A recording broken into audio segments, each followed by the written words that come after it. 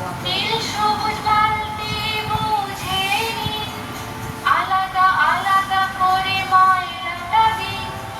স্বাস্থ্যের উন্নতি হবে যে সবার, দূষণের কাছে